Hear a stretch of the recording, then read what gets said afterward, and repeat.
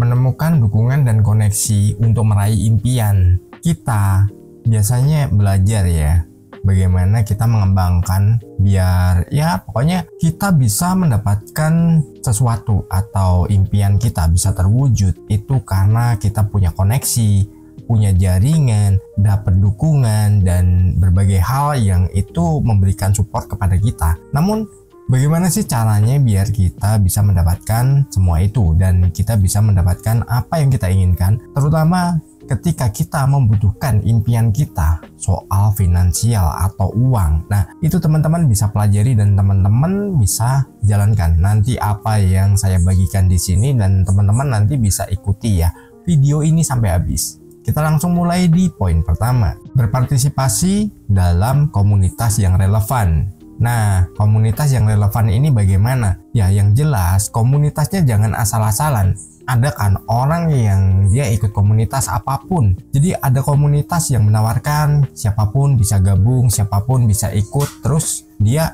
asal ikut aja, pokoknya masuk, pokoknya bergabung. Yang jelas dapat label, wah gue ikut komunitas ini, gue dapat sesuatu yang dilihat orang lain bahwa gue adalah anggota dari sebuah komunitas, entah itu komunitasnya apa aja.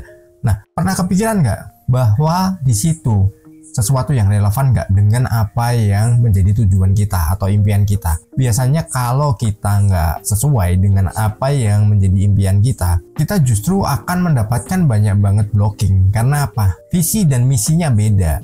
Mungkin komunitas apapun yang Anda ikuti itu akan memberikan dampak pada kehidupan Anda. Pernah nih, saya mau cerita dulu. Saya pernah gabung dalam sebuah komunitas, dan komunitas itu tentu saja komunitas yang mengajarkan kita dalam berpikir yang positif. Tapi apa yang terjadi adalah saya malah justru jadi bulan-bulanan karena ya orang di situ kebanyakan masih pesimis dengan kehidupan. Orang masih menganggapnya sesuatu itu antara iya dan tidak. Nah, itu justru nggak sesuai dengan visi misi dan kualitasnya. Dan dari situ ketika udah mendapatkan banyak banget hal yang kurang mengenakan bagi saya, ya sudah, saya putuskan untuk keluar dari komunitas itu. Dan dengan sukarela waktu itu, saya mengabdikan diri saya untuk ikut membesarkan, bahkan dapat tawaran dari media untuk membuat rubrik ya, waktu itu media cetak yang di situ akan membahas tentang law of attraction. Saya ngasih ke ketuanya, bukan saya yang ngambil, padahal saya yang ditawari untuk bekerja sama dan saya dibuatkan sebuah forum. Dan di situ sebenarnya kesempatan saya untuk mengembangkan jaringan saya sendiri. Tapi apa? Ketika mengetahui semua itu, ya sudah, saya cancel tawaran dari media dan saya mengundurkan diri dari komunitas tersebut. Dan sampai sekarang saya nggak suka yang namanya bergabung dengan komunitas. Kalau nggak relevan, itu justru akan menjatuhkan kita. Karena apa? Biasanya komunitas itu setiap orang bawa kepentingannya masing-masing. Bukan saya melarang Anda, bukan saya menjelekkan komunitas-komunitas yang ada. Tapi memang ya Anda harus belajar ya yang namanya bagaimana kita berinteraksi dengan banyak orang yang di situ pemikirannya beda-beda. Tentu saja ada yang sama, ada yang enggak. Kecuali kalau Anda relevan bergabungnya dengan komunitas yang di situ teman-teman bisa mendapatkan sesuatu yang sama, visi misinya sama, dan semuanya ngasih support, bukan saling menjatuhkan. Nah, itu jarang banget sebenarnya komunitas yang seperti itu. Pasti 1-2 orang itu ada yang bandel dan ada yang nggak pernah support kepada orang lain, tapi dirinya butuh support dan dirinya wajib disupport. Nah, itu sesuatu yang curang sebenarnya ya. Kita lanjut di poin kedua. Jalin hubungan dengan mentor atau ahli. Ketika Anda menemukan seseorang nih yang memiliki tujuan yang sama dengan Anda, entah di dunia bisnis, kreatif atau apapun, atau tentang law of attraction, law of assumption, law of action ya, Anda harus menemukan mentor atau ahli yang di situ dia bisa memberikan bimbingan kepada Anda. Terserah Anda mau pilih yang berbayar atau enggak, itu hak Anda ya. Anda boleh menentukannya sendiri dan Anda bisa mendapatkan ilmu-ilmu yang diajarkan oleh mentor tersebut. Dan yang jelas, mentor yang baik adalah membimbing dari nol sampai Anda bisa, tanpa dirinya menyalahkan. Biasanya ada orang mengaku, "Weh, gua mentor nih, lo mau nggak gue mentorin? Begitu kita udah masuk bayar sekian, nanti ada tahapan lagi bayar sekian. Dari situ apa? Ketika kita ada kendala, itu malah justru kadang kita yang disalahkan tanpa dirinya membantu untuk evaluasi dan dirinya mengajak kita untuk keluar dari permasalahan yang sedang kita hadapi. Tapi mau nggak mau kita juga harus membayarnya lagi. Nah, kalau Anda dapat mentor seperti itu, silahkan tinggalkan saja. Ya, karena gini, kalau yang namanya mentor itu dia akan membackup Anda dan Anda mendapatkan bimbingan tentunya sesuai dengan kesepakatannya. Misalkan nih, Anda dimentori seseorang dengan perjanjian dia akan membimbing Anda selama setahun dan Anda mengikuti segala caranya, terus Anda mengikuti pola-polanya, dan dari situ apa? Ketika Anda ada masalah di tengah jalan, maka sang mentor akan membantu Anda untuk evaluasi dan menemukan solusinya.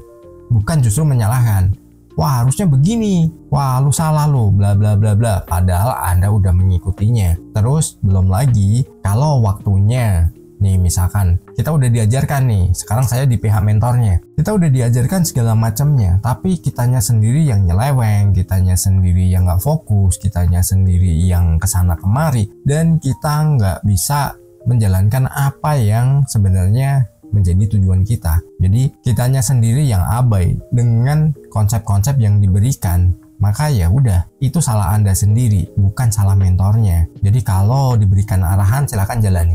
Karena apa?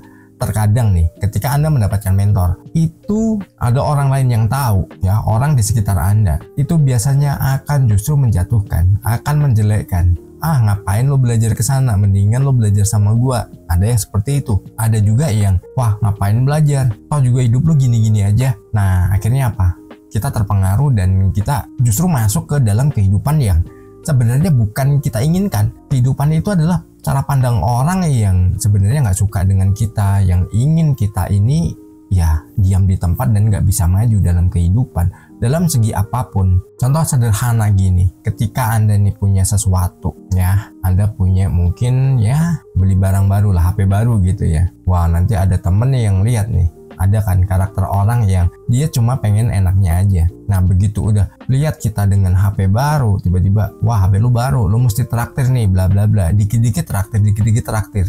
Nah, itu orang yang akan memberikan pengaruh negatif. Ketika Anda mendapatkan mentor yang dia tegas, dia mengajari Anda dengan sikap, dengan konsistensi, dengan ya pokoknya keputusan yang harus Anda ambil apapun resikonya. Teman-teman Anda yang memang dirinya hanya pengen makan gratis ketika Anda punya sesuatu, itu nggak bakal seneng ya. Hati-hati ya, kok jadi mandur.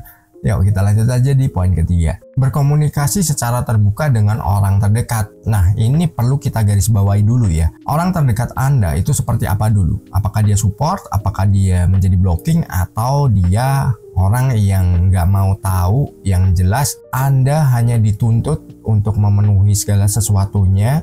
Terus Anda tidak dapat dukungan dari manapun, dan ketika Anda bercerita biasanya kadang ada orang terdekat Anda, biasanya pasangan ataupun siapapun, itu justru akan membuat diri Anda ini malah down. Karena apa? Dirinya akan pesimis dengan apa yang menjadi cita-cita Anda, apa yang menjadi impian Anda, dan itu banyak sekali terjadi ya hal seperti itu. Apalagi ketika Anda nih mengungkapkan bahwa Anda punya tujuan atau Anda punya impian penghasilan sekian juta per bulan, terus nanti pengen punya rumah dengan tipe berapa, terus tinggal di mana. Itu biasanya orang yang pesimis, orang di sekitar Anda maksudnya, itu justru akan menghambat Anda. Menghambatnya gimana? Ya menghambatnya dirinya akan bilang, ah nggak mungkin lah, nggak bisa, lu tuh siapa, ngaca.